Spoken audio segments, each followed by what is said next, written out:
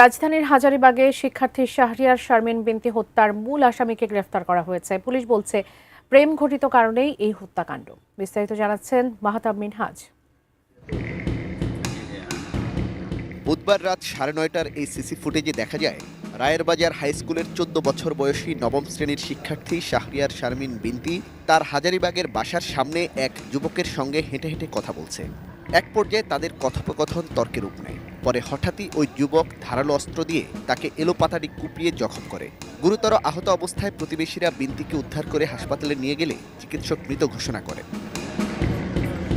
বিনতির পরিবার জানায়, সিয়াম ওরফে ইমন ও বিনতি একসময় একসঙ্গে পড়াশোনা করত। তখন থেকেই সে বিনতিকে উত্ত্যক্ত করত। তার সঙ্গে সম্পর্কে জড়াতে অস্বীকৃতি জানানোয় ক্ষুব্ধ হয়ে বিনতিকে হত্যা করেছে বলে অভিযোগ পরিবারের। দাবি করেন হত্যাকারীর সর্বোচ্চ শাস্তির। আমি বুঝি নির্মাণের শিল্প, সালাম স্টিল বোঝে ডিউরেবিলিটি। সালাম স্টিল, মোস্ট ডিউরেবল স্টিল। ওরে ইচ্ছা মতো পিড়াইয়া আমারে ফাঁসিতে ঝুলাক, আমি ওর ফাঁসি চাই। আমার মেয়ের এই দুনিয়া থেকে নাই করছে, ওরাও দুনিয়াতে নাই করতে চায়। যেহেতু ওরা আগে একসাথে ক্লাসমেট ছিল, অথবা ছেলে ওরে পছন্দ করতো, ওই ছেলেরা পছন্দ করতো না, এরকম কোনো একটা কিছু। ঘটনার পরপরই ঘাতককে ধরতে অভিযানে নামে পুলিশ।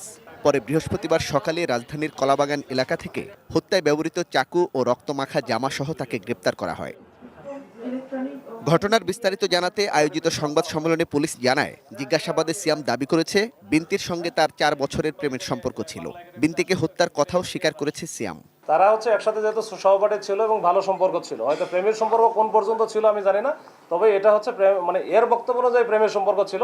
কিন্তু আমরা ধরে নিচ্ছি যে তর্কের খাতিরে যে তাদের সাথে ভালো সম্পর্ক ছিল, না হলে এখানে এইভাবে হাঁটার কথা না, গল্প করার কথা না। এ ঘটনায় বিনতির বাবা মোহাম্মদ বিল্লাল হোসেন বাদী হয়ে হাজারীবাগ থানায় একটি হত্যা মামলা করেছেন। Mahtab Minhaj, ATN news, Dhaka.